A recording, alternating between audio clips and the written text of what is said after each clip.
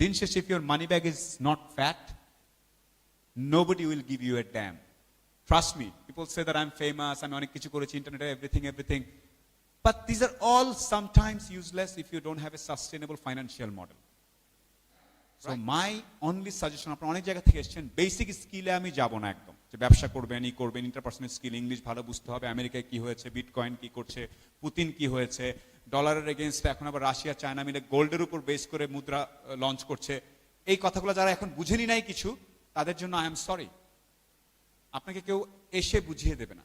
Basic skill এটা একদম, কাপড় পরতে হবে কেমনে, কথা বলতে হবে কিভাবে, কার সাথে পরিচয় হইতে হবে, বুঝি কিনা, ব্যাংকের সিস্টেমটা কি, কোনটার ইন্টারেস্ট রেট কত, কেমনে হয়, এসএমই লোন মানে কি, আচ্ছা আমি যদি 5 লাখ টাকা চাওয়ার সময় কি বলবো, পে ব্যাক পিরিয়ড কি, ইনভেস্টমেন্ট পলিসি কি, বিজনেস কেস কি, এগুলো পুরো বুঝতে হবে।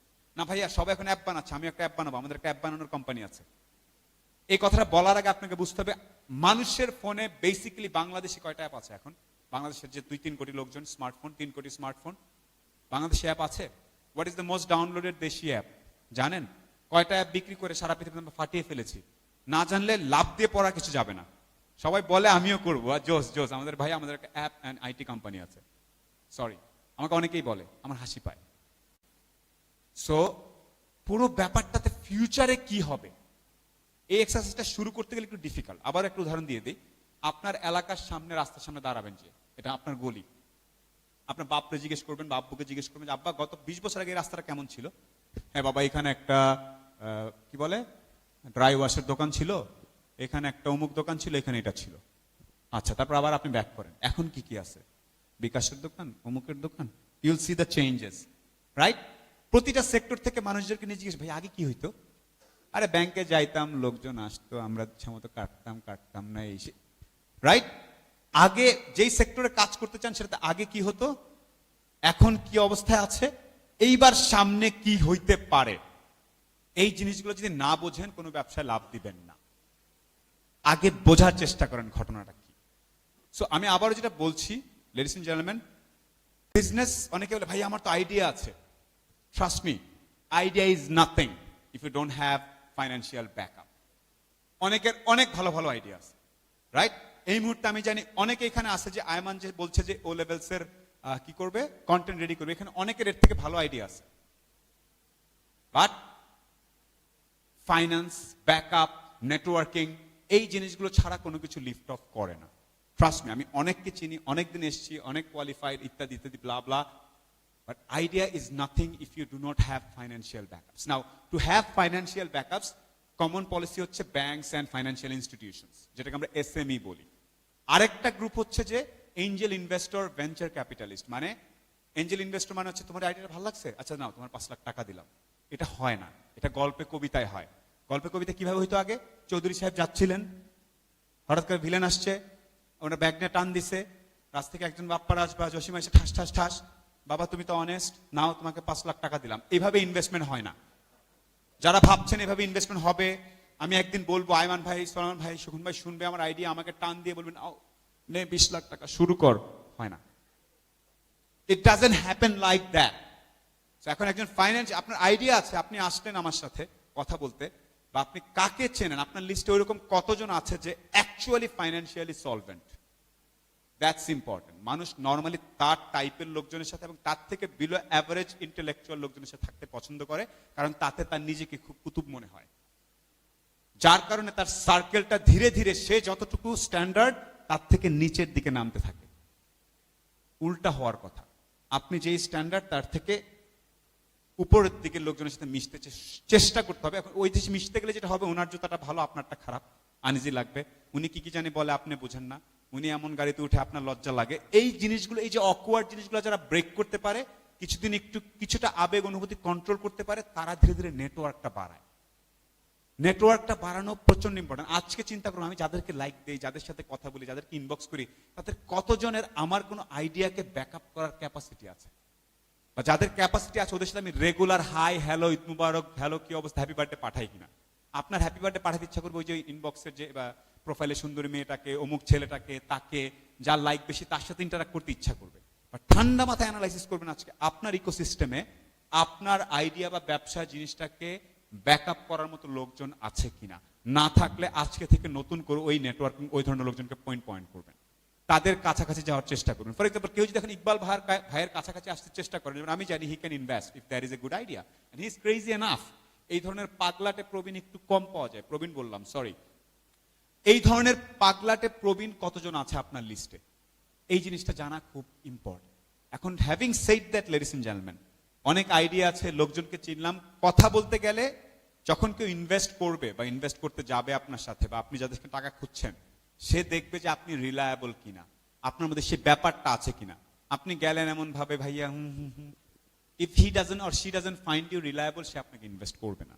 সো আমি আবারও বলছি, ladies and gentleman, you create an idea based on past, future and present reference. You find out your potential investor, যারা যারা ইনভেস্ট করতে পারেন বা পারেন না। থার্ড হচ্ছে যে পুরো ব্যাপারটাতে সময় দিতে হবে। ফর এক্সাম্পল, এই যে আয়মান, এই যে ওসামা, ওরা 4-5 বছর ধরে কিছু করার পরে আজকে ফোর্বস যা বলতেছে, because he is already some big successful, এপিকটা পেয়েছে, গ্লোবালি অনেকে চিনে, এখন ফোর্বস এসে ওর কাছ থেকে একটু গা ঘষাঘষি করে ওর ইকুইটি থেকে, ব্র্যান্ড থেকে একটু ব্র্যান্ড নিল। আজকে একটা কিছু হওয়ার পরে এসে পাত্তা দেওয়া শুরু করেছে। সো এই যে টাইমটা, ও যখন 3 বছর আগে বসে বসে হাত দিয়ে নিজে বুঝাচ্ছিল গ্রামার, তখন ও জানতো না যে এটা হবে সামনে। ও প্যাশনেট ছিল, বাট বোঝে নাই যে এত লোকজন এসে পাত্তা দিবে। কিন্তু প্যাশনটা সে 3-4 বছর কন্টিনিউ করার পরে সে রিকগনিশন পেয়েছে, রাইট? আমরা যেটা করি, কোনো কিছু একটা শুরু করার পরে, কি ব্যাপার, কেউ খেয়াল করছে না, কি ব্যাপার, আমার প্রফিট হচ্ছে না, আচ্ছা কি ব্যাপার, এটা টেক অফ করছে না, একটু পরে ছেড়ে দিয়ে আরেকটা জিনিস শুরু করি। বাহার ভাই যেটা বলছিলেন, আমি 9 বছর ধরে ভিডিও ব্লগিং করি বা ইন্টারনেট ইউজ করি।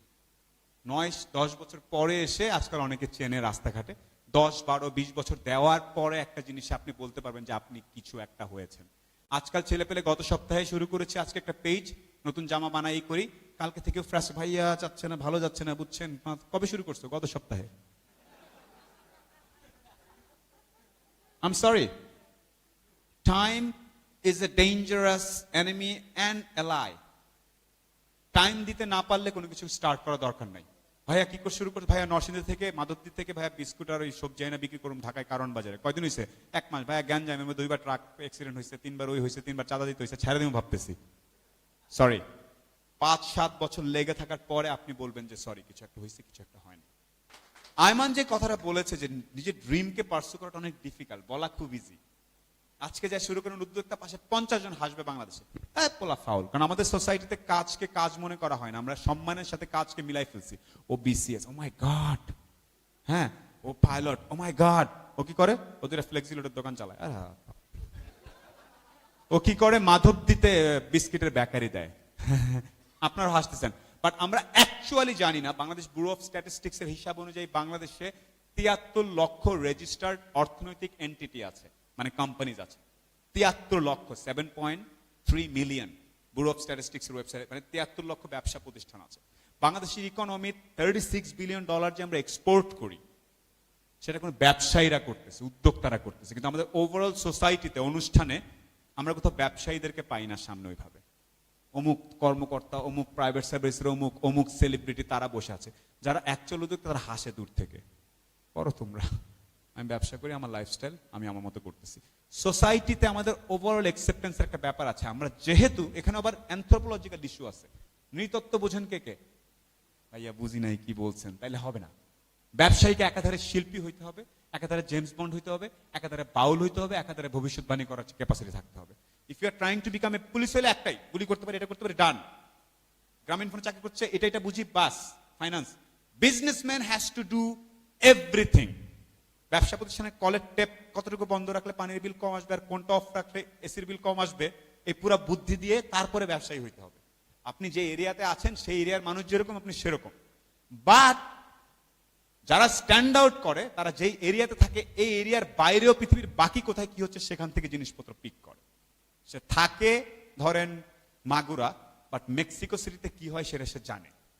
ফর এক্সাম্পল, আয়মান সাহেব এখানে জনতা টাওয়ারে বৈশা ঠিক মতো জানে পৃথিবীর সব বড় টপ ইউটিউবে কি হচ্ছে, কোথায় কি হচ্ছে, অনলাইন স্কুলে কি হচ্ছে, সব সেইখানে বসে জনতা টাওয়ার কারণ বাজারে বসে সে ক্যালিফোর্নিয়ার ব্যাপারটাও জানে। That's why he becomes global. শুধুমাত্র কাউরান বাজার, জনতা টাওয়ার, ঢাকা নিয়ে আটকে থাকলে this guy would not be this guy today. একটু আগে সে বলেছে আমি গ্লোবাল করছি। আমার একটা সাজেশন হবে, থিঙ্ক আর প্রথম দেখা হলে আমার সাথে আজকাল অনেকে দেখা হলে প্রথমেই বলে ভাই আমিও ব্রাউনবাড়িয়ার, আপনিও ব্রাউনবাড়িয়ার। সো